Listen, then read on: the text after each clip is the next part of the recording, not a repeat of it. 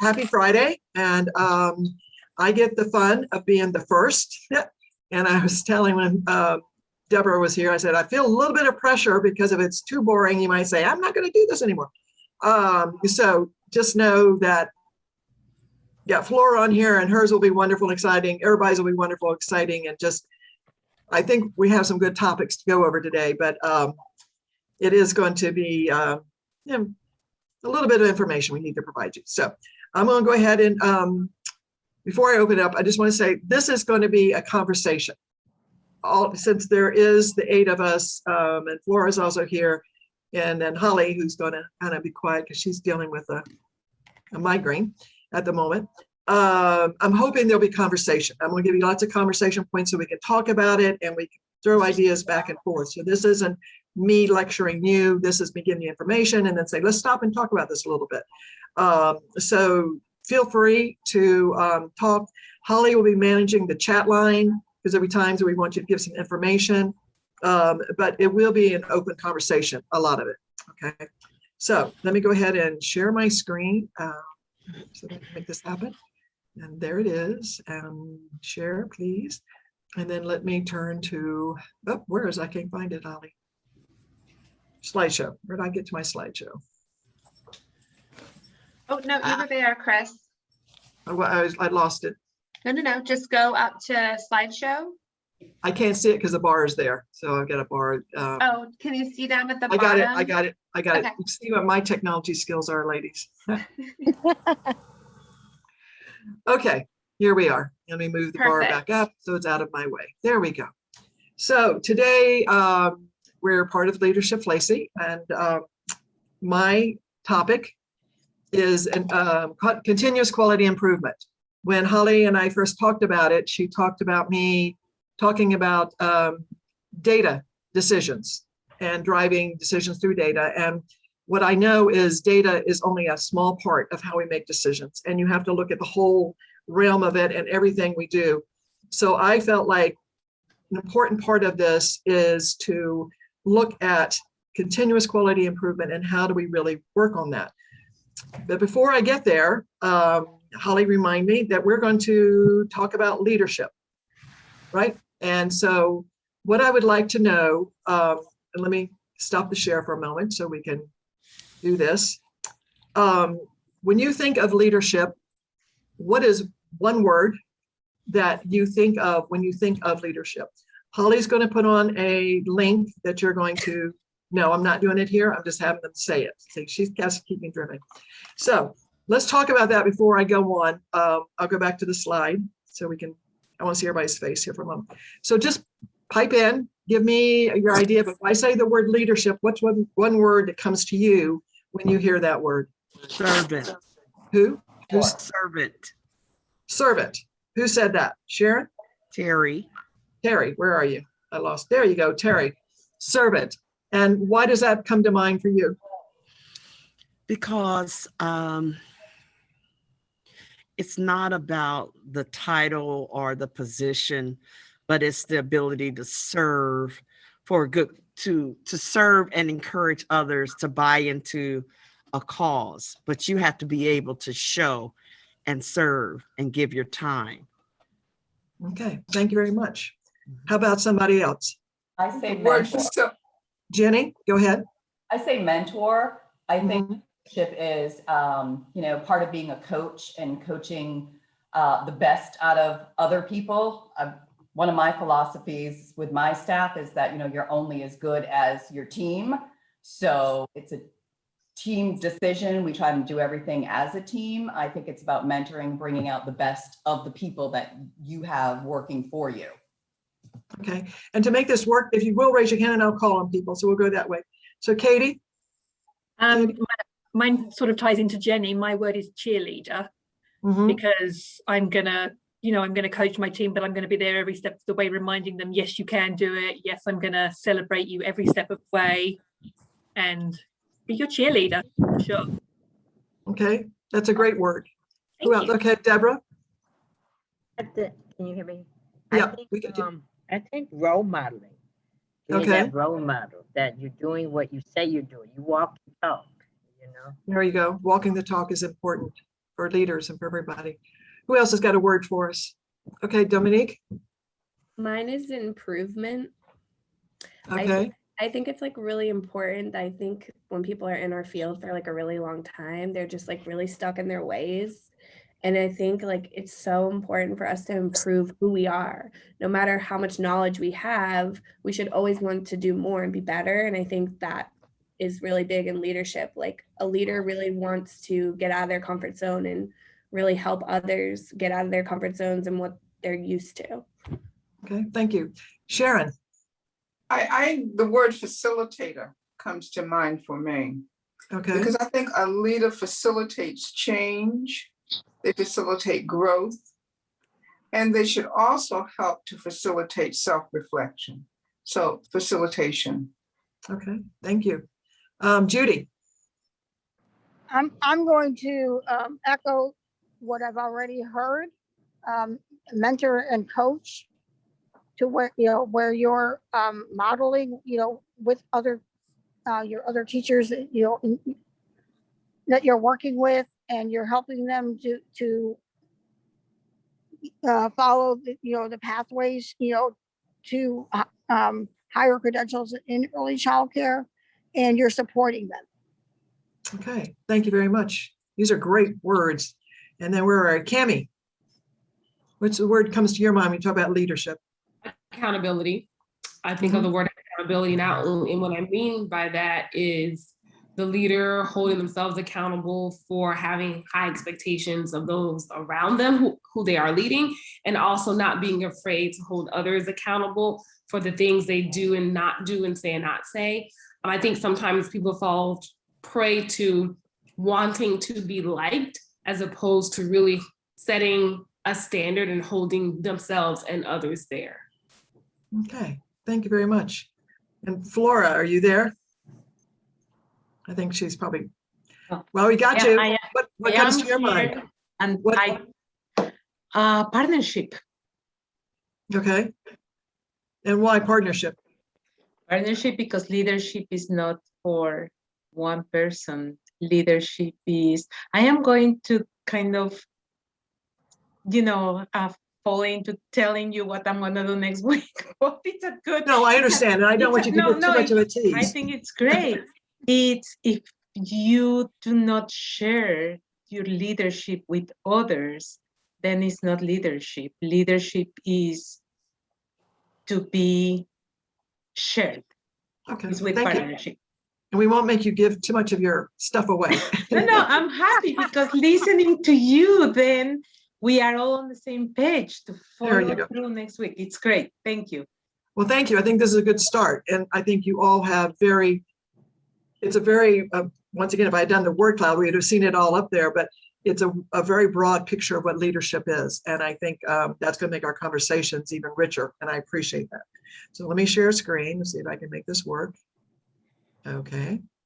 Share, please. Okay, there we go. So the formal title of this session is an introduction to continuous quality improvement. You will see CQI throughout here. I'm not going to say that every time I want to.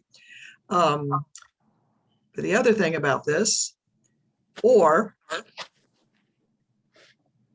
another way of looking at it, is the art of getting better at getting better. And I really liked that when I saw that as I was doing my research. We all want to get better, but it's an art, it's a skill of how do you get better at getting better. And that's part of what we're talking about. So I wanted to include that in there just to kind of give it an easier concept here a little bit. It is the art of getting better at getting better. So let me move on. And of course, this is my information about me. So the first slide is, what do you want to be better at? And life is about growing and improving and getting better, from Connor McGregor. So this is what life is all about. And remember what I'm doing here. There we go.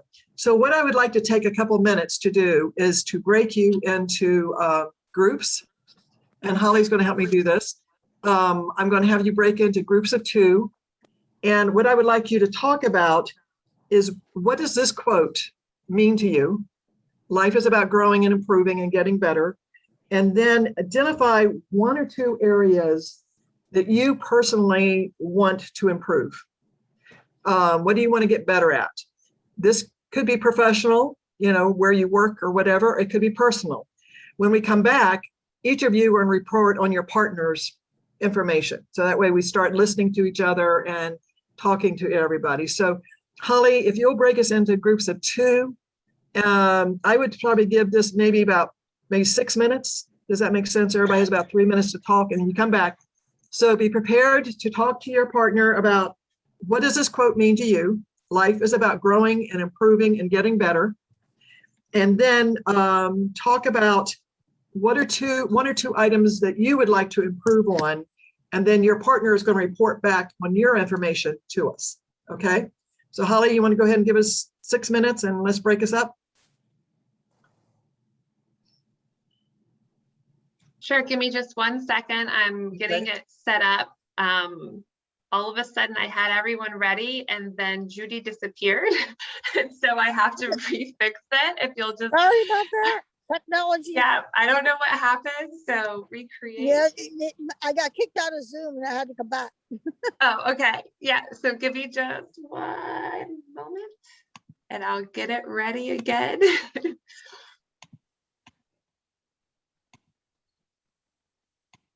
You can see why I have her doing the technology part of it. For me, it's like chewing gum and patting my head at the same time. I appreciate the patience. Thank you guys so much. Okay, there we go. Now you should be able to go all into your room. It should pop up and just hit accept. Miss Flora, I think that you're, yep, there you go.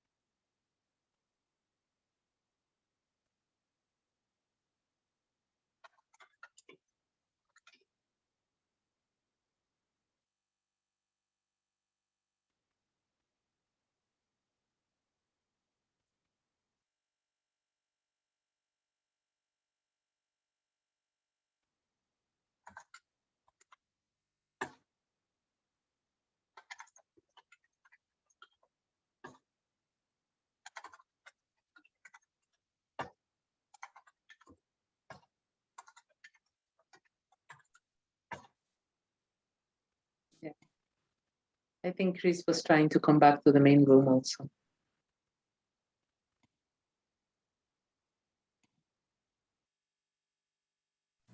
Okay, now we're back in the main session. Mm-hmm. How are you feeling, Holly? Holly? Not great. Oh, if you need me to read something or do something for you, let me know.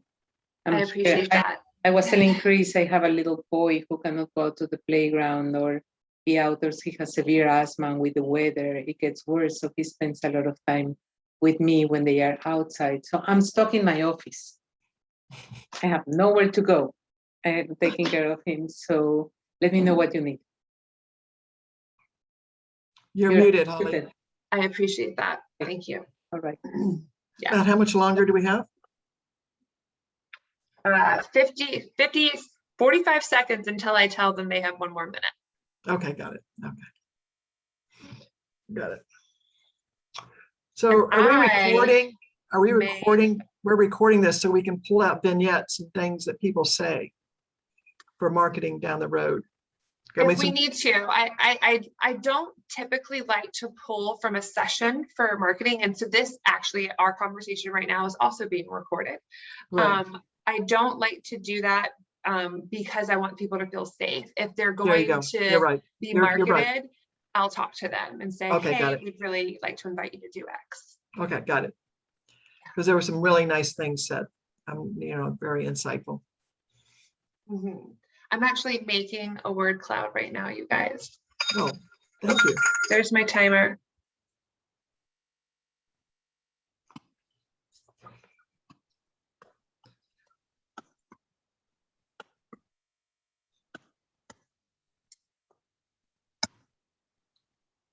Okay.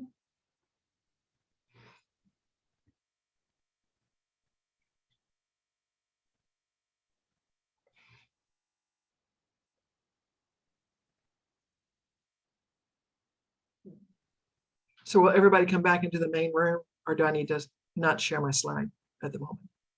Everyone will come back in the main room. Just give it a second. And we can see Yeah. it. Okay, got it.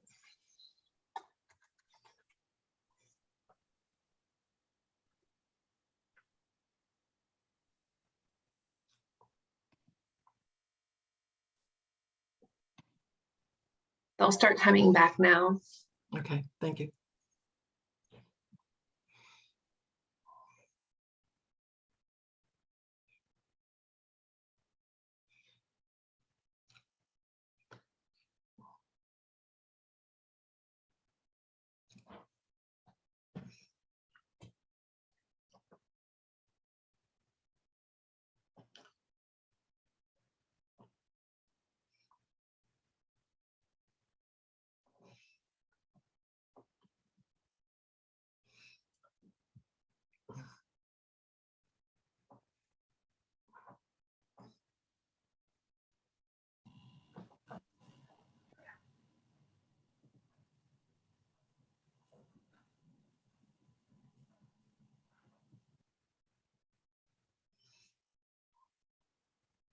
Welcome back, everybody. All right. Looking forward to hearing the results of your conversation. So do we have everybody? Yes, I think so. So what pair wants to go first? Raise hands. Who wants to go first? Okay, Jenny, who did you partner with? You're muted. Go ahead and unmute everybody. So Jenny, who did you partner with? Jenny? I partnered with Terry. Okay, Terry, so why don't you two talk, and Jenny, you go first and tell us what Terry's thoughts were. Okay, Terry and I agreed on something major that we are both struggling with in our personal and professional lives. So we both talked about boundaries, having boundaries with all the different relationships in our lives, whether they be personal, professional, and that we're so used to as women being, the caregivers and not giving ourselves the self-love that we need. And I had mentioned to her, I was like, they always tell us on a plane, to put the oxygen mask on yourself before you can help others. And we were talking about, how just as women, we're conditioned in, to always be taking care of, our children and everybody else. And sometimes, we neglect ourselves, and that causes burnout. And obviously you see that as, childcare industry. We go into childcare because we like to give and stuff. So we're talking about like creating boundaries, like for myself with the staff, with my daughter, with our other relationship, personal relationships. So we both agreed on that one. That was a huge one. Okay. Terry, how about from your perspective? What is something you heard from Jenny? I like the part, it's like she said about the boundaries, but I also like the self-improvement part that she talked about, and the love of learning, and how she viewed things as the Maslow's theory of self-actualization. We shared, the importance of, I said self-sufficiency, and realizing where your self-sufficiency level is. And that falls right into that self-actualization. So that's what we talked about. And we both agreed about the boundaries. So Right. Thank you. Okay, what pair wants to go next? Jump in, someone. Who would like to go next? Okay, Dominique. And who was your partner? Who was your partner, Dominique? I worked with Deborah. Okay, go ahead. And Deborah wants to get better in public speaking and communication. And I kind of agree with that too. Like, I feel like I'm very good at speaking to people, but like also you get that nervousness. And she also wants to get, she wants to learn how to do the breakout rooms. For Zoom, so do I. for Zoom involvement for her parent or her meetings that she does with families, which I think is really great to pair parents up. Okay, thank you. And then where did you go? Deborah. Dominique. So Dominique is, I think she has great initiatives for support. She expressed that she would love to build her understanding and relationship with parents, to make sure that they are being included within the classroom. And so she wants to be able to really work hard on building those relationships. Also, she would like to assist with new employees, to make them feel comfortable, letting them learn the new ropes, even though it was going on in the centers.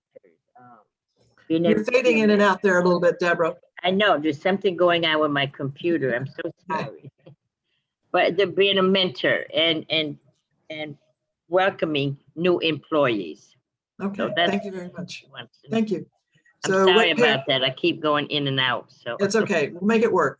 So what pair wants to go next? Okay, Katie, who was your partner?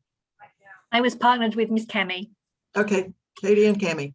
And so from the quote, Cami took away that the quotes inspired her to think about how people need to have a willingness to learn and to want to learn, but then they need to use that learning intentionally, because often we gather all this information and we have to make sure that we're putting it to an intentional use.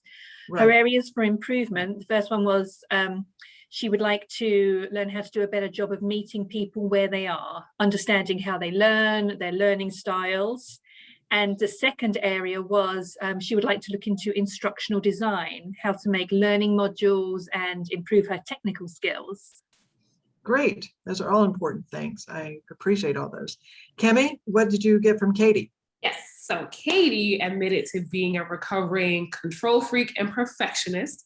However, she did say that a few years ago, she had a mentor that encouraged her to let go of perfection and embrace the process. Katie wants to understand what motivates people, how to get people to achieve their goals for themselves.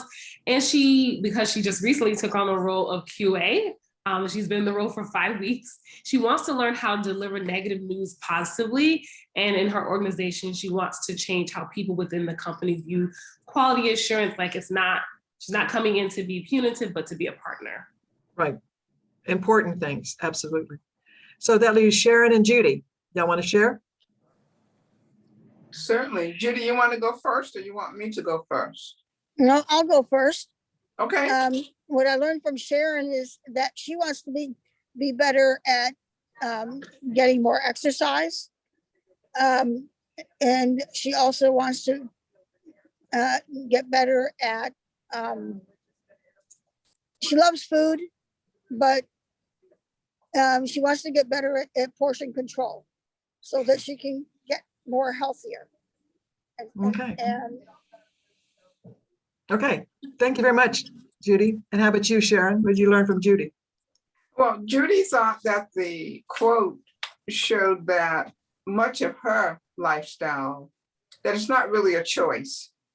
She always liked to learn and share, keep up to date on things, and more importantly, bring it back to work. Her two items that she shared with me was staying organized is something that she'd like to work on. And secondly, more efficiently juggle her family. There, I understand that one too. So, thank you. And I appreciate y'all listening to each other as we go through this and talk about getting better at getting better, or CQI. These are the kind of things you want to think about. What do you want to get better at, and how do we go about doing that? Holly, do you have a word cloud for us to see, or did we end up not having? I couldn't tell from your chat. I dropped it in the chat. I don't know if everyone can see it or not. I'm going to make it bigger and share it on social media, but I can share my screen momentarily so you can see what it looks like.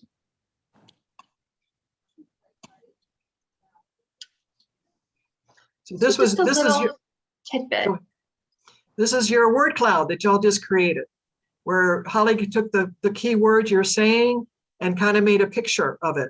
And I put it into a system. The reason why I didn't let it happen organically, other than having control issues myself, Katie, was they don't always come up pretty and like looking good, and you have to like click it a whole bunch of times until it actually looks all right. So that's why we didn't like just like let it appear on the screen.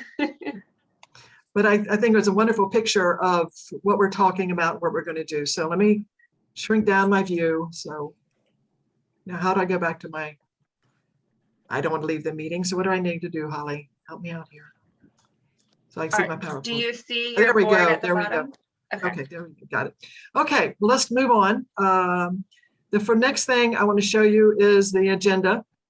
You'll see it's a long agenda, but I think I'm going to go through it fairly quickly. There is some information about CQI I need to present to you, and kind of so we all are on the same terms. But we're going to talk about a lot of different aspects of CQI, talking about change, talking about training, and how do you train staff, and you really look at it.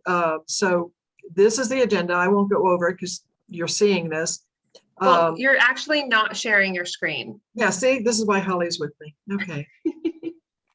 So what do I need to do, Holly, to get out of this? Escape. I'll hit escape. You hit escape and then come back to the Zoom, and then down in the panel at the bottom, you'll click on that green button that says share screen. Yeah, there you go. See, that's why I need Holly. Share, please. There you go. And then I'll go back to my slideshow. Yeah, and you just say from, yeah, you got it, from current slide. Now we go. So and there's my agenda. So you'll see what we're going to talk about CQI. I'll give you a very short history. There's several forms of CQI you'll see around in different industries. We'll talk about that a little bit. We'll take some time to think about change and what does change mean, but also training and how do you help your staff train on CQI and really look at it. And we also will kind of go into what is the culture of change on programs and kind of think about that a little bit. At the very end, I have provided references so that you can look at the various articles I pulled all this information from if you want to think about it a little bit more. So that is my agenda. So the next slide I want to go to is, this is a quote I found from Marcia Holly, who's with the Ounce of Prevention. And she talks about a leader who is confidently humble, is able to establish a true culture of continuous quality improvement. He or she finds joys in teaching and learning and building a culture of learning and growing together.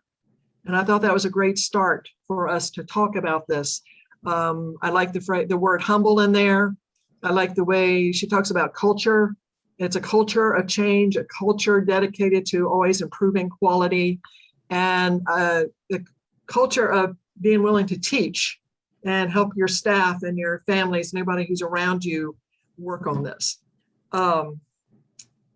So the first thing we're going to talk about and go a little bit more into is what is CQI. We're going to talk about how is it used to improve programs. And then we'll talk about it, how does it apply to leadership? And why did, Holly asked me to do this and make this part of the leadership series that we're doing.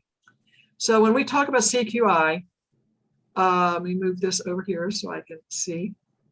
The first thing to know is that CQI ensures that programs are systematic.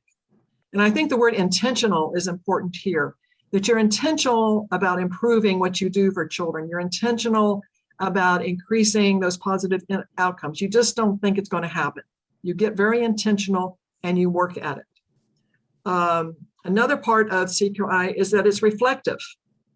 It is cyclical and it's data driven. So all three of those things are critical. You take time to reflect, you take time to look at the data and make your plan, but then it's cyclical because you start back over again. That's where the word continuous comes in and is so important. When you look at CQI, it's proactive, not reactive, meaning you get ahead of it. You observe, you notice, okay, this is something we need to shift. You don't wait necessarily for it to happen. You try to be proactive and solve the problem or adjust the situation before it happens. And it goes beyond just merely meeting your standards. And it actually is a way to, they use the word lever, which I like, the lever for change. It's a way for you to move that lever so you can make some changes internally to make a difference. So we might all have our standards, if you're a Head Start program or, with the early, subsidized childcare, whatever, there's a standards, but this moves you beyond those standards. And I think that's why it's important for leaders to be part of all of this so that they really think about how, you're always thinking about how to improve. You're always thinking about how to get to the next level. Any thoughts about any of these before I move on? Feel free to jump in. I love it. I feel as a quality assurance specialist, I feel that you're speaking my new language, like Good. Continuous program improvement, quality, the cycle of improvement, being proactive. It's, yeah, I love it. Great. Anybody else? I think on an education perspective, I also agree with this in that we have to be very reflective with professional growth and development and be data driven with that, be proactive, look ahead and not always being reactive. And then going back just goes beyond that, meeting what we need to meet. Let's go beyond expectations. Great. Thank you. Those are good insights into it. Anybody else before I move on? I like the word intentional. Mm-hmm. That we and I say, I know the standards. I know most of the time what material needs to be taught, but am I intentionally teaching the material? Am I committed to doing it? Right. Right. So I like that intentional, purposeful. Good. Thank you very much. I appreciate that. Anybody else before I move on? Okay, we'll move on to the next slide there. Okay, I'm just going to do, and this is not the boring part, but just need to know where it comes from. So this is just a little bit of an overview and a short history. If you wanted to get into it and really read about it, there's lots and lots of information out there, but I didn't want to fill your life with all of that. But just so you know, CQI was originally inspired by the Industrial Revolution in World War II. It was part of total quality management as the world changed into factories and how to make factories the most efficient they could be in producing all the, I want to say, the widgets that they did. You had, very intelligent scientists kind of people look at it and say, let's look at all the motions, let's look at all the steps. Now, how can we improve them? So that's where you first see CQI as part of total quality management showing up. Like I said, it was an industrial approach to quality improvement. How do we make a better, car? How do we make a better stove? Whatever it was the factories were doing, they needed to think about how to do it better. The real modern quality improvement had its beginnings back in 49 here, following the Industrial Revolution and the gains in manufacturing efficiency. So I'm not going to give you much more than that. Demings, it's kind of seen as the father of all of it. And he really helped the defense industry adopt these methods around the time of World War II. And he later, I'm making myself drunk here, renamed the process as Plan, Do, Study, Adjust, or PDSA.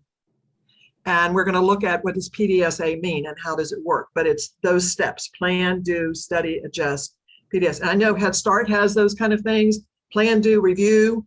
You know, I've always had those things, but this is where it came from, just so if you want that information.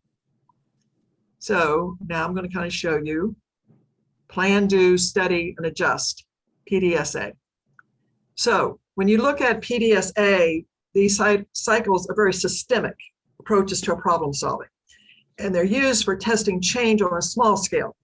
So it's like, let me give you an example. When I ran an agency, if our phone system was not answering, as people were not answering phones as well as they did, I might take that little problem and say, okay, what can we do? And how can we make this better? So we took a small problem and applied this kind of concept to it.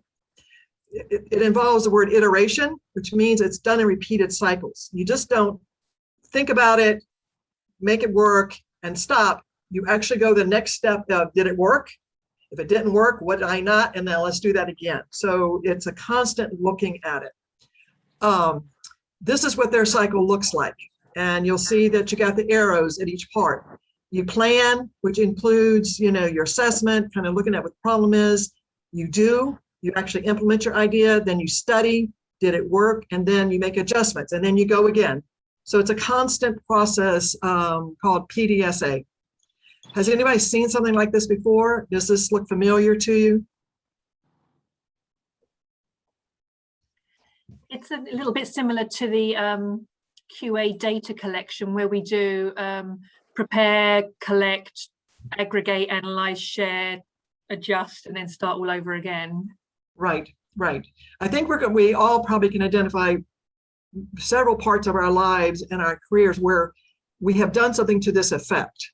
And when you do that, you are doing, give yourself credit, you're doing continual quality improvement. That's what it is. Anybody else seen anything like this that's familiar to you in your professional careers? Yes, we use something very similar to this process when we would evaluate children to determine proper placements for them, particularly in exceptional programs. Right. These children may have had behavioral issues, or even looking at gifted children. But I think, Chris, this speaks to the flexibility and a model that Deming developed, that you can almost sit on any particular situation. Yes. And use it to help you problem solve and to really look at what is happening in a process. Yes, I agree. Thank you very much. And I think when I think about leaders and being in programs or working with other people, if you have this perspective, when a problem arises, you can look at it this way. You can say, let's do this. And then as we get into it, you'll see a big key of it is this other piece, the adjust. Okay, just don't do it. Let's just don't work at getting better. Let's also see, as we're working at getting better, did we actually make a change? And if we did, was it good or was it not? Now let's adjust. And I think that's the key of what many times people will just stop. They think they identify a problem, they come up with an answer, they do it, and then we're done. Well, you don't know whether it worked. You don't know whether you need to make adjustments and those things. And so it's having that perspective and making sure that you do that follow through. Do we need to tweak it a little bit more? Does that make sense? Yes, okay. Okay. We're going to get into elements of CQI. Could I add something to that? Please do. I'm huge on resources and references, so I usually have a resource for everything we're ever going to talk about. So I just wanted to bring up, because I took a class last fall in leadership and we looked at, I have a book.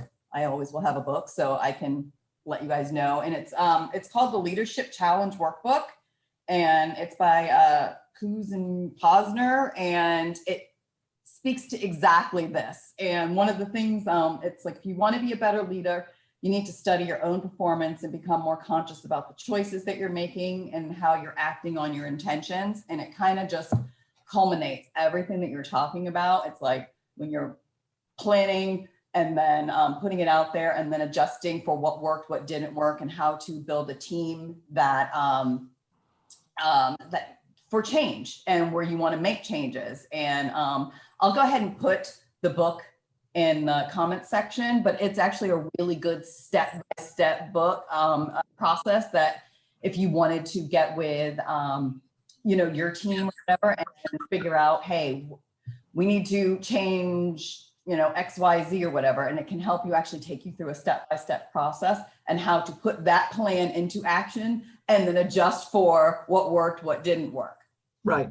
Yeah. Thank you for sharing. And Holly will get that with everybody, so everybody has that information. Anybody else before I move on? Okay, let's see if this is going to work. Okay, as we've talked about, CQI refers to the planned, formal, systematic, ongoing processes. So it is a very systematic kind of processes, and it's to improve our outcomes. And when they say plan, they mean that's very strategic. It's not opportunistic. It's not waiting to see something. It's looking at it and really thinking about this strategically. Decisions are made and based on objective measured data. And this is where, when Holly asked me to speak about data-driven decisions, to me, data is part of this. It is not all of it, but it's important to have evidence. It's important to, if you think something is working well, what is showing you that, and what data is there? And will our plan change that data? Will plan change the information? So it's important to have that, but data collection unto itself is not what you're wanting to do. You're wanting to put the data into the bigger picture of how we're trying to improve. And it talks about the data can be collected through processes or outcome monitoring, and realize a lot of CQI has been done for social services and social services agencies, where they really make sure they have the outcomes and they know what outcomes they're shooting for. So there's lots of ways of collecting the data when you get to that. And then when you talk about formal, what they mean is the work is intentional. You use a team, whether you have a small group, so you're going to use everybody, or you pick people who really want to work on this process, and you make sure that they all understand it, and that you really look at the effect of changes and are the changes observed, and how do they compare to what you expected to happen.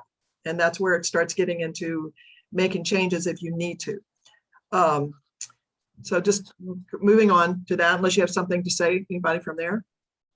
I promised Holly I wouldn't go through all the boring of it, but here we are.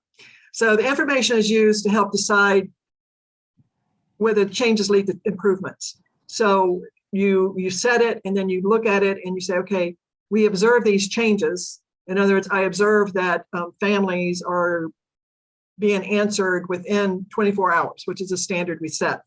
Did that actually happen? Or do we have proof that some people never got callbacks, 3 days later?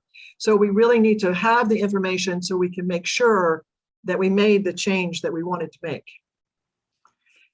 And then we really look at this as continuous. The word continuous is very important because it's a constant cycle of how do we work on this. Blah, blah, blah. I think this last one, I'd like to hear your thoughts of it, because to me, I have been a leader before. I was the ED of the Early Learning Coalition up here in Tallahassee for over 10 years and had a very large agency. And I know a lot of times I would come in with a brilliant idea, these are going to do, but sometimes staff saw it as an add-on, or it's one more thing they had to do, or it's only once in a while. How do you go about doing this in such a way that your staff and your people involved really get it, so it's part of the work? It becomes part of what we are, not just, oh, here she comes again with something else we have to do, which many times it's happening. Do you have ideas? Have you been in a situation where you had a supervisor who maybe brought those kind of things in, and you knew that it was going to be one more thing and then you'll never see it again? Have you ever been in those kind of experiences before? I have. Right now, we have a coaching position at my job. We just recently lost our coach and we have a new one. And I think people are realizing that the previous coach did not do her job. Like she didn't try to come in and say, and like ask you, you know, like, what can I help you with? And also while giving the tools to help you in other areas in general. And the coach we have now, I think the word that comes to mind is commitment. Like he comes in every day. He's very committed. He's like, what can I help you with? Can we implement this? And he knows that I'm a strong leader here. And he's been incorporating and having me join the parent meetings and speaking to parents, which I think is really nice of him to do. And I think that's really cool. And I think that more centers, obviously, they don't probably have that coaching aspect, but I think when you are doing that or adding things, that like the commitment, like don't just do it once and then never follow up. I think this the commitment of doing it day in, day out is super important. Right. Any other experiences where it's been, you know, just one more add-on, it's one and done is another word you hear, as opposed to becoming part of the work, part of what we do? Anybody else had an experience with that? For me, I think it's really important that I think people need to understand the why, like behind the work that they do. That's why I'm this whole CQI concept has really piqued my interest, because of the main purpose is to yield positive outcomes for children. And I think sometimes it gets so easy to get bogged down in being very task oriented and at work. Like I have to do this thing, this thing, this thing, these things. And as a result, the why behind the work or the purpose behind the work gets lost. And something that a former supervisor that I had would constantly do whenever we would meet, we would talk about the vision and the mission of the organization. How are we working? Like, what are the things that we are doing to work towards the vision and mission that yields positive outcomes for children? And so for me, whenever something feels like it's an add-on, I always reflect on this actually aligns with the vision, the mission of what we're supposed to do. And that is why it needs to be done. It's not an add-on, it's part of the work. So I think just making sure people understand the why behind the work that they're doing makes it not feel like an add-on and more a part of the work. Okay, thank you. Appreciate that. Anybody else have experience that you want to mention? I think that as you enter an organization and understand the culture that's there, you can decide whether you can push forward, adding newness, or whether you need to add it incrementally in order for cultures to change. The culture of an organization will, if you pay attention to it, will help you to understand at what rate you can implement change or what's important in that change process, if that makes sense. It does. And we're going to talk about culture a little bit later on, because culture is very important. You know, whether people, staff members feel comfortable, there's a culture of, you can bring an idea to your supervisor and she's going to listen to it and be receptive to it and then think about it. Or is there a culture of keep your mouth shut and go home and get on to life because nothing's going to change? So all those things are critically important in leadership to people feel safe to think of brilliant ideas or think of an idea that just a little tweak might make things better. So I think the culture thing is a very important idea, Sharon. Thank you for sharing that. Anybody else? We're good? Okay. We'll move on. Did I lose it? There we go. Okay. So why use CQI? Let me shrink you back down so I can see my own words. There we go. Why use the CQI in early childhood programs? One of the reasons is that it gives you, promotes consistent. I think the word consistent is important here. High quality service and program delivery, because you're really always working on improving that and making sure that you're doing the best you can for your families, and look at what is high quality and how can we improve our services and our program. Went up instead of down, there you go. It develops you a better understanding of the organization and the programs that are being provided. In other words, you have a good sense of what your program is doing and what the organization is about, because you're always looking at it and thinking of how do we do this better. We're using data to make smart, targeted choices. We're not just doing it because it's a whim or we think it's a great idea. We're actually looking at it, and that backs things up. And data is important to be used that way. Participants are going to feel more invested. If you include your teachers, or you include and you include your staff in this, they're going to feel like they have made a difference and they have been able to make things better. So it's a good way to bring people in and make them feel part of it. Whoops, let me go back here. So that's using CQI in our programs. The next thing I want to think about is change. So we're doing timeout to think about change. And when I was looking for this, let me shrink it down so I can see her lovely face. I went looking for good quotes, and I found this one about Stacey Abrams. You know, and all of y'all, I assume you know, she's in Georgia. She really made a difference in this past election. She ran for governor. So she's a political activist, she's a writer and a speaker. And what her thoughts were is, I'd like to solve problems. I know it's a skill set, but it's also an obligation. I grew up with parents who believe that you don't simply complain. You try to find solutions and you fix what's in front of you. And that spoke to me because I think that is also part of leadership, is the obligation to want to make things better, to really think about it. So I want to, when I get around to it, ask you the question of, when you look at change, what feelings does this word bring up in you when we think about change? Did you have parents, or, you know, you see here that Stacey had parents who really focused on how to make things better, how to change and try to fix things?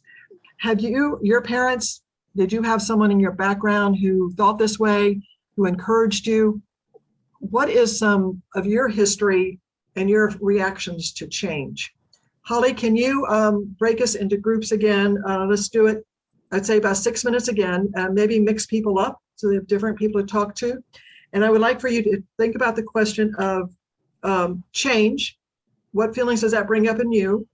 And what in your life experience, whether it was parents or grandparents or teacher, was there someone who encouraged you to think about this obligation and to be a person who tries to make things better, who tries to fix things that's right in front of you?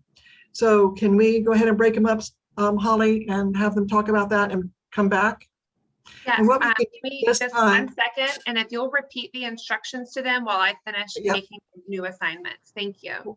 What I would say is, this time, instead of reporting for your other person, if the two of you will talk about it and come up with a common kind of response. Between the two of us, this is what we thought. One of us had this experience, one of us had this. So each of you report, but it doesn't have to be so much from the other person's perspective. So let me say it again.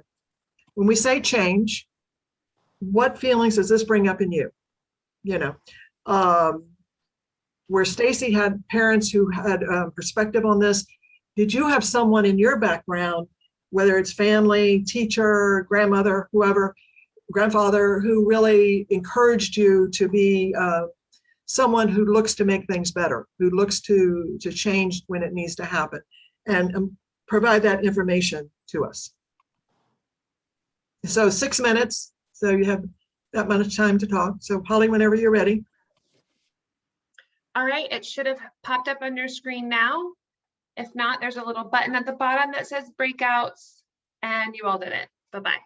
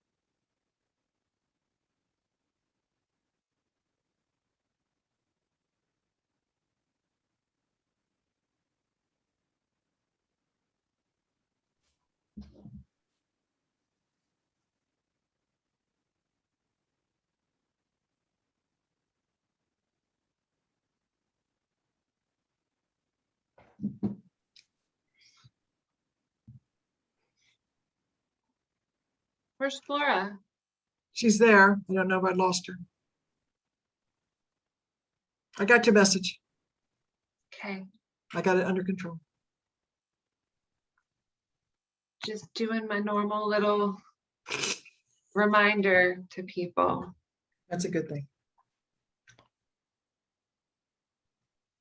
I think, yes.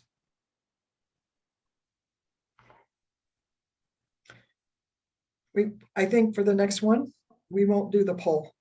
Okay, Okay, I'll just have them talk about it. okay, Okay, on the fly. on the fly.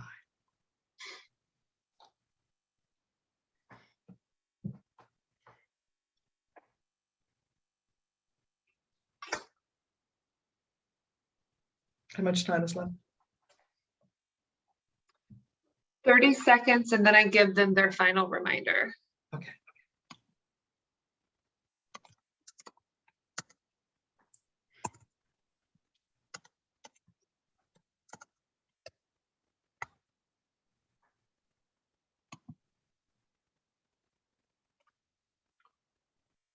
All right. PDF is updated. I made a new word cloud. Ah, okay. It's prettier than the one I made before. Because I'm weird like that. It's a good word. It's a good word.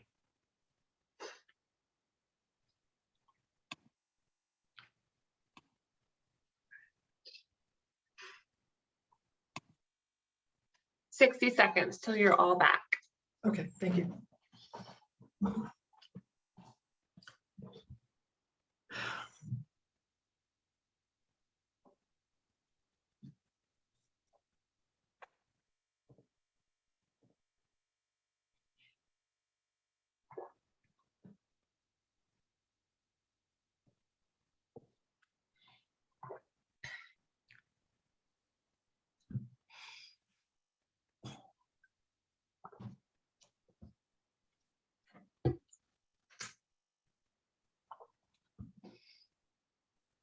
"20 seconds.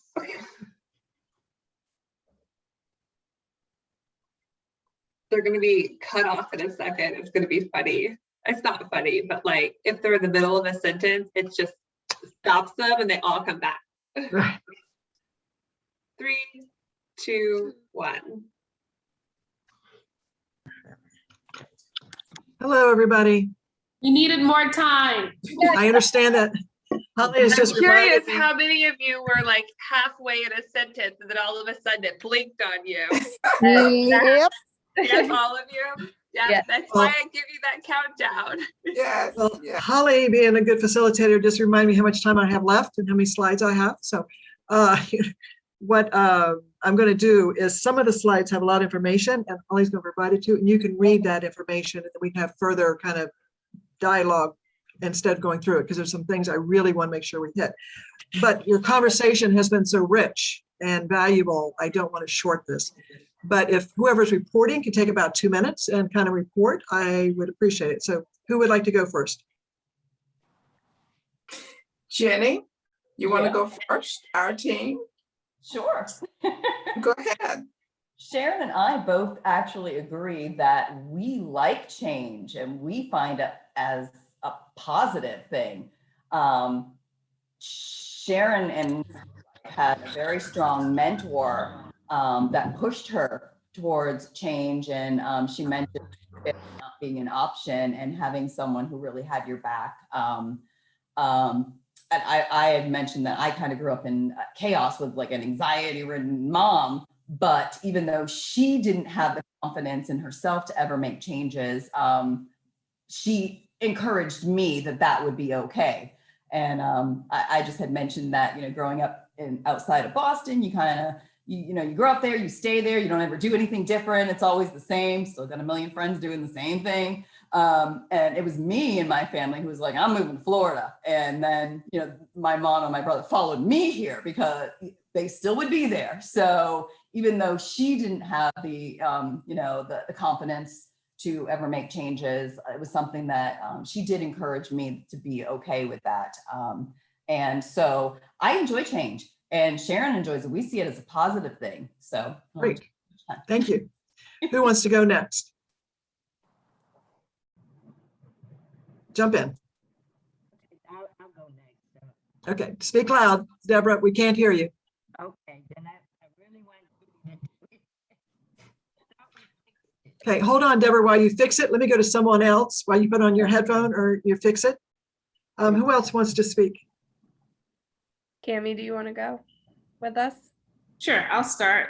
Okay. So Dominique and I, we talked about a lot, but something that we talked about, we also agree that change can be a positive thing. Change can bring about opportunity. I love that Dominique mentioned change can also bring about blessings. And it can also be a source of discomfort if you're someone who gets really used to doing the same things, and any bit of change, whether it's for the positive or maybe not so positive, it can generate feelings of discomfort and annoyance because it's very different than what you're used to. And we talked about a lot, but we talked about the individuals who really helped us embrace change and being ourselves.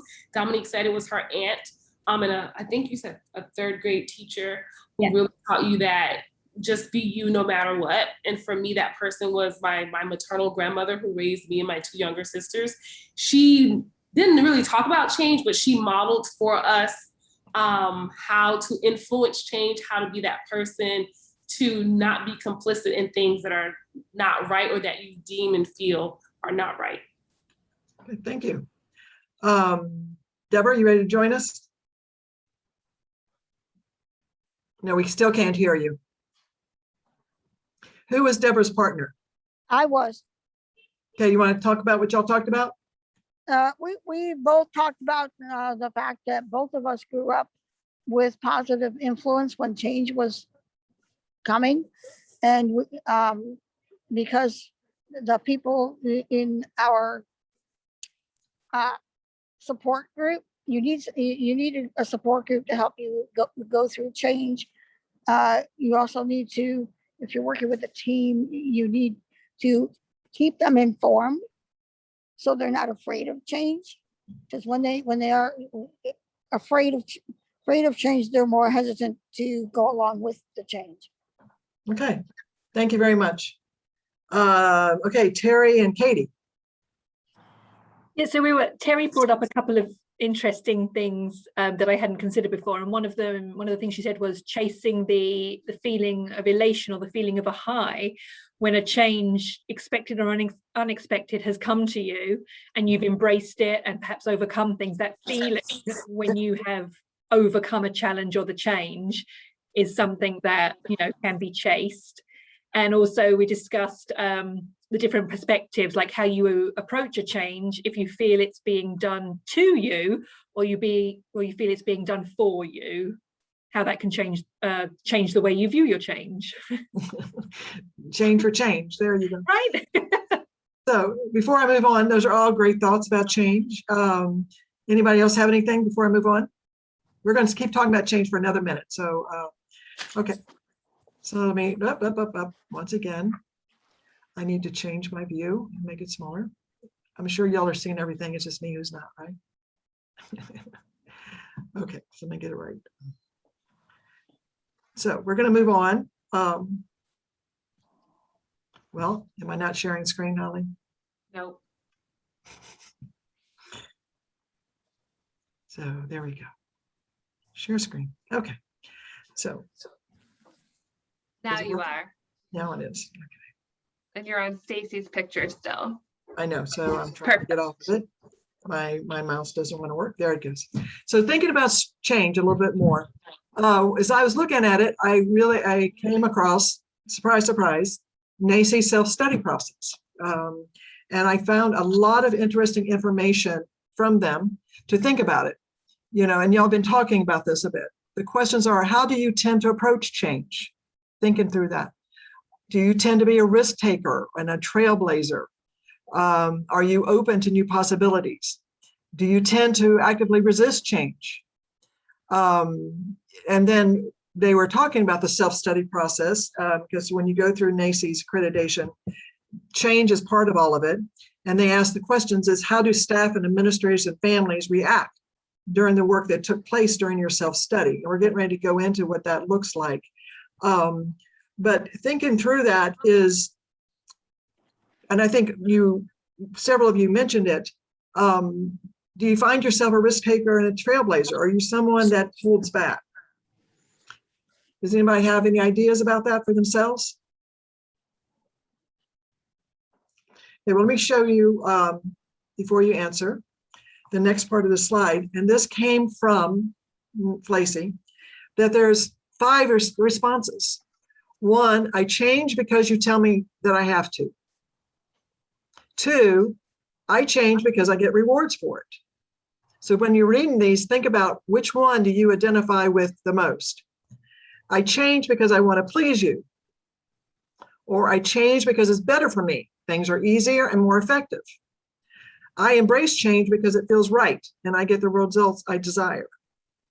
So for you, does anybody want to mention one that resonates with you, that's kind of how you see change and you internalizing change?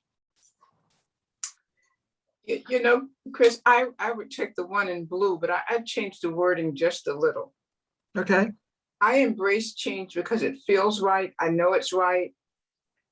And the organization gets the results that are desired. Right. Because I want to be clear on the front end about what is the intention of this change so that you create that buy-in. And by the time you get through the process and get ready to reflect on it, you have more people on board than you do who have jumped ship. Right. That one, I mean, all of these also to me could also be personal, personal changes. But you're right, Sharon, in this case, we're talking about organizations. Is there any other one that speaks out to anybody else or you have thoughts about it before we move on?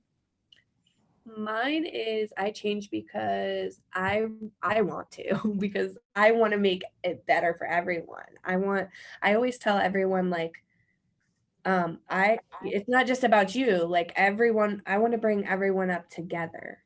Like everyone Right. can be at this level. Thank you. Anybody else? Okay, we'll move on. So looking at change, the impact of change and considerations as you do this. Looking at trainer, and like I said, you can read this more in depth afterwards. If you're a trainer or a coach or a mentor, consultant, program director, you understand that your ability to inspire change is very much dependent on the motivation you give people. Now, some of those squares I showed you before is about motivation. Is it an internal motivation or external motivation? What would motivate your staff to make the change that you're trying to do? As your trainer, I think many of you know that when they say classroom learning, they mean teaching adults. Just because you teach adults something, it doesn't mean that's necessarily going to translate into changes within the program. They might just sit there and hear it, and then they go back, but they're still doing it the same way before they came into your classroom. So how do you do this in such a way, and how do you help them see this culture we want to do? We want to really work at this and internalize it so it actually makes a difference in their classrooms. Change requires more than simple knowledge. You just can't know that it's better to do this. You have to really understand it. To change, people need to feel and believe that change will be better for them, which was the last thing that we saw was, I believe in change because I know it's going to make my situation better and I'm going to be able to do it. So it's important that people feel that. And as a trainer, or the coach or leader, you have to help people get there. Let me go back to it. So if you are the trainer, we're going to go into a couple of training considerations as you're working with your staff to get them ready to move into CQI. How do you motivate them and how do you get them where it is that very last, we can get to the last one. I embrace change because it feels right and I get the results I desire. How do you get your staff there if they started at the orange square? I'm only changing because you're telling me I have to, or I'm going to change because I get rewards for it. You want to get them to the blue. where they're embracing it because it feels right and they get the results. If you're changing how, they're going to change how they handle transitions, getting the children from this classroom to this classroom, what are they going to get out of it? And they know that it's going to give good results, so they're going to do it, or they're just doing it because you're telling them to do it. So I think that's the challenge we all have as we're working on this as leaders, is how to help them embrace it and really feel like it's important. So looking at training considerations, and I'm just going to bring them all up because we're going to be short of time here. And like I said, you'll have this to look at it.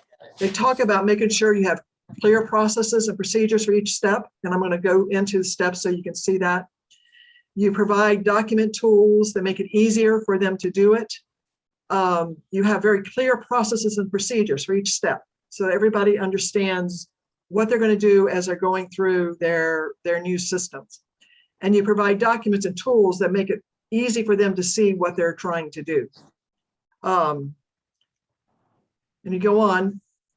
Clear communications is very important, that you really communicate the goals of what you're talking about and what are the objectives for your strategies. You know, we want to make it easier and smoother for children to move from classroom A to classroom B.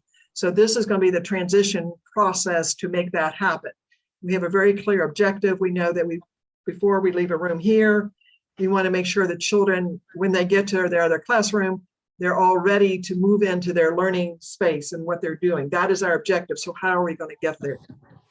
You want to make sure you have training for any of the tools that you're going to use for them. Provide lots of resources, and then provide on-the-job training or group training where you can actually talk about it and you can look and see what's going on and everybody can understand it. Okay, let me go back. So looking at training, does anything come to mind when y'all look at that, as y'all look at yourselves as trainers and leaders of people who are going to go through this kind of process? I think one of the things is you can tell someone, or you can provide a step-by-step piece of paper, but you need to model it. Right. People have to visually see the process being done and then the outcome of it. Okay. Anybody else? Yeah. When you're trying to change anything, staff buy-in is always a challenge. I think if you're presenting something new to staff, I think one of the major important things is that as the leader, you understand it thoroughly, the reasons why. And if you can convey that with passion, that sometimes can be a motivating factor. If you can show the excitement and the passion for what you're trying to do, that can sometimes help bring the other staff on board because they see how excited you are about it, and let them be a part of what we're going to do, instead of, like, what Terry said. She said, a step by step, to say, like how we do with the children in the classroom. We include them in making the classroom rules. Well, include them in how we're going to do this. This way they have a stake in it. Right. Okay, thank you. Anybody else before I move on? To add to what Jenny said, as you were going through like this model, I recognized in myself that I have had a supervisor who did this exact thing. And because they rolled out a change this way, and I had a high level of trust in this person, I was more apt to go along with it. But I've also had a supervisor who didn't do any of this, and I noticed like I would really dig my heels in and really question, like, why are we doing this? What is the rationale? So I think in order to do this, as Katie mentioned in the chat earlier, there needs to be a high level of trust as well, to get people to be on board, to get that buy-in from staff. Okay, thank you. Let me move on. But I think the training is very, very important as we do it. As I looked for things, surprise, surprise, I found that the NACE accreditation self-study cycle was a wonderful example of CQI as I got through it. And the parts of their accreditation self-study cycle is you start by building shared understandings. Then you gather evidence. You determine your strengths and weaknesses of your program. You develop your plan. You implement and document your strategies. You evaluate and determine next steps, and then your cycle begins again. Surprise, surprise, NACCE figured this out. And this is what their cycle looks like. And it's a bigger version of the PD essay. And when I looked at it, it's like, this explains it to me. Build shared understandings. Those are your quality standards, or their standards, whatever you're working from. Gather your evidence. How are we doing on those standards? Determine what our strengths and weaknesses are. How are we doing? Are we doing well on this one and not so well on that one? Develop our improvement plan. Implement and then document progress, evaluate, and then we start all over again. It just was like when I saw it, I went, wow, there he goes. NACCE figured this out for us. And I think that this cycle that they have applies to anything that we want to do in our programs. Looking at it a little bit more, and this comes from NACCE, and you can find it there. When you look at build shared understandings, this is what they're talking about. Establishing your measure of quality to be utilized in the process. Provide training for all potential staff. In other words, if you're saying this is our level of quality we want to meet, they need to be trained in that. You just can't say this is what quality looks like. They need to understand it. You have to ensure that those quality standards are available to all, so that everybody knows what it is. And this might even involve parents need to know what you're working on. Then we talk about gathering the evidence. You establish the assessment system, whether you're talking about program quality, whether it's the class or it's EDRs or ICRs or anything. What is our assessment? How are we going to evaluate? And where are our team members so they understand it? You actually perform the assessment and evaluation. You review the results and you come up with the results. And then you look at what are your strengths and weaknesses. This is what you've got to determine. You can't do all of it.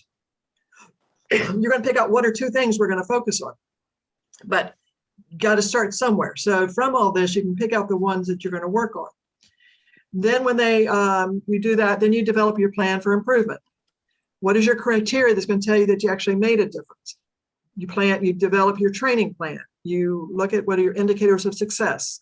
If I go back to my small little one transition from class here to B, are my children nice and calm and organized at the beginning? And then when I get them to the next classroom, do they move right on into their learning centers where they need to be without any excitement and drama? To me, that would be my indicator that it happened.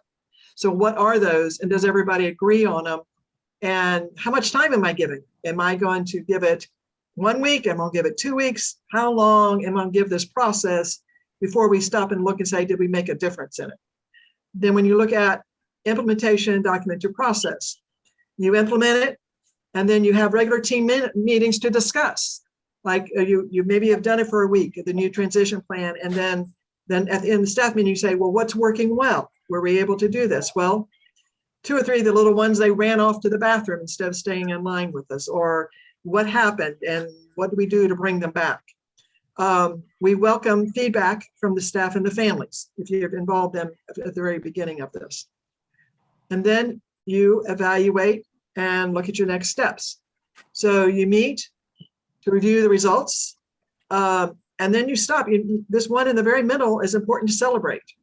Hey, we did it. We now have smooth transitions from classroom A to classroom B, and it's going great. Yay.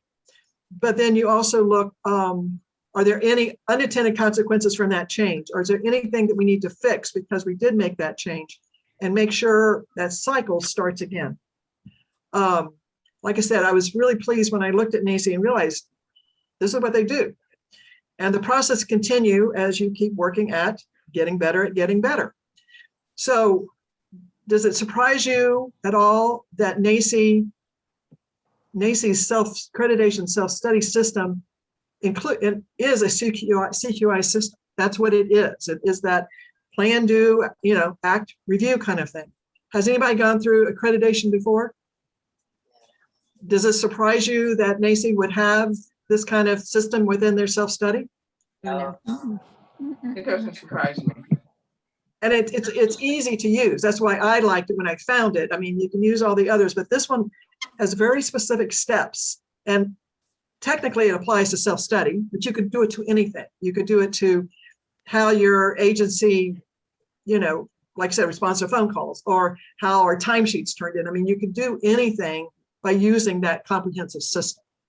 So I would encourage you to look at that, you know, as you're thinking about doing this and bringing it, because it's something very familiar to us. I'm going to keep moving if that's okay, because we're going to run out of time. Last thoughts on impact of culture change. Culture is a way of thinking, behaving, or working that exists within your place or your organization. Okay, this is what culture is. It's how do we think, how do we behave, and how are we working? So what are the indicators of culture in an effective CQI program, whether it's an early childhood education or some other kind of social service program? These are some qualities that you will see with leadership and staff if they are a effective CQI kind of program. They use this and they have this culture. One, you're going to see curiosity. They're not going to just say, what we do always works. They're going to be curious. Can we do this better? How can we do this better? You're going to see that they are reflective. They are willing to take time to stop and look back and say, okay, how did it work back here? How can we make this work?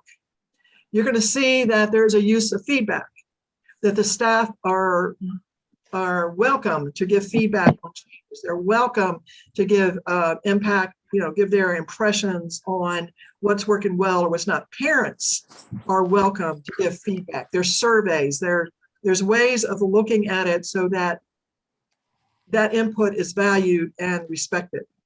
There's a way of thinking about systems. It's not just thinking this little problem of how children get from here to here is just one little problem. They're going to see how it all ties together. They're going to see that, well, it's how we talk to the children at the beginning. We explain to them what they're doing. We organize who's responsible for what. We have materials ready at the beginning, and we have materials ready in the classroom over here. So when they get there, it's ready for them. We think about systems. And there is a tolerance of failure and vulnerability. This is important in culture, positive cultures who really work at changing and getting better. You realize not everything is going to work every time, and that's okay, but at least we tried. And we stopped and looked at it and figured out how to change. That it is okay to fail, and it does make someone vulnerable, but we have her back. We have his back. We're open to it to say, okay, that didn't work, but let's tweak it and move it on this way. So these qualities I thought were important to think about and to realize leadership guides these. As a leader, are you curious? Do you think about this, as a lot of us do at this age, at 2 a.m, we can't sleep. You start thinking about how can I make this better? Are you reflective? Do you encourage that? Do you welcome feedback? Are you your ears shut? You don't want to hear it. You don't want to hear what's not working. Do you think in systems? Do you realize that all the pieces and parts have to be part of this? And do you give people a chance to try something new? Do they feel safe in doing it, even if it doesn't work? Those are the qualities that you think about. And I'm about out of time. I've already passed my 132, so let me keep going. I apologize for that. Okay, one more thing I wanted you to see is lessons learned. As research came up with lessons learned, the thing to realize about CQIs is improvements can be significant even from small actions. Don't think you have to do the big dramatic the first time. Sometimes it's just a small action will have a ripple effect to make everything work better, because children come into this classroom happy, that teacher is going to be happier and be able to be more successful. So these small steps can make a difference. Be realistic. Look at what is the bite you can take off. You can't do everything in one day, but what is something that you can make a difference at in your program? There is not a perfect program. Please know that. No one's program is perfect. Everybody's got room for improvement. And you work towards perfection, but you're never, ever going to get there. So just remember that. Do not expect to be finished, but do expect to follow through. Your work as a CQI person, as this person who's working to make it better, you're never finished, but you do know to follow through and go to the next step. CQI absolutely requires good management, training, teamwork, measurement of the performance, and time, and the very last word, faith. Have faith you're going to get there because you're doing all these things. You can't get there in a day, but you're going to get there. So make sure you have that faith. Then take time to make those new practices routine and move on to the next thing. Don't move on to the next thing until these practices are ingrained and everybody's doing them, but then do move on. And then these are my references, if you want to do them. So let me stop the share. Let me bring it up. So I have gone 2 minutes over. I apologize for that. But I think the conversation was very meaningful and I greatly appreciated it. Any last thoughts for anybody as y'all move on? Who does the next workshop, Holly? Remind me. Wanda Barnett will be your next trainer on Wednesday. There is a homework assignment. I will be emailing it to you. It is discovering your leadership style. It's a back to front homework assignment that you can have, and she wants you to complete it beforehand and bring it with you. You will not be turning this in. It's not like a check mark. Don't expect smiley faces or star stickers, but it is a tool for you to utilize. I know, right? That's what I said to her. I was just like, we're preschool teachers, come on. So it's really a tool for you to use to be prepared for the conversation on Wednesday. So let you go in 2 more minutes. It's 1:33. Any last words on CQI or any thoughts, any things? I appreciate in communication you can to our missing friend, Camilla. Is that it, Camilla? But any last thoughts on CQI and this whole kind of process of how do we work on improving? I think like the theory of it just needs to be embedded into what we do. And it's, you know, like I was talking about with Terry, it's not something that's done to us. It's something that we do together for the benefit of everybody in a program. Everybody has to be invested in continuously improving the quality of their program, from the director at the top to the teachers to the janitor to, you know, the parents. Everybody has to be invested. Thank you. Anybody else? I'm a NACE accredited school, and we're actually going for a recreditation coming up, I think, in 2 years. So I just really want to share this with everybody, but I know it's for me. But I'm so excited about this. I want everyone to know about it. And just let you know, we now have a person under contract who is Wendy Acapenti. I keep learning how to pronounce her name. And she is our quality person, but she's going to focus on accreditation and helping centers who are going through accreditation or all that, and to provide a resource to them. So just know we have resources for you now for that. We're delighted that you're here. Anybody else? Last words. Okay, well, I really value you. You have your group, this group is an embodiment of a dream of mine. That we would have a leadership course with Lacey. And I really appreciate you being willing to take a chance on us and to start with us and to help us make this wonderful. And I know you are going to be great mentors for the next round. And I greatly, it's always nice to see a dream come true. And I think y'all are doing that for me personally. And I'm going to cry, so I'm going to stop. But it's just, it means a lot to me that y'all are here and you're doing this, and I appreciate it. So thank y'all. Have a wonderful weekend, and look forward to next week with you. Bye-bye. Thank you. Bye, everyone. Bye. Bye. Have a good weekend. Bye.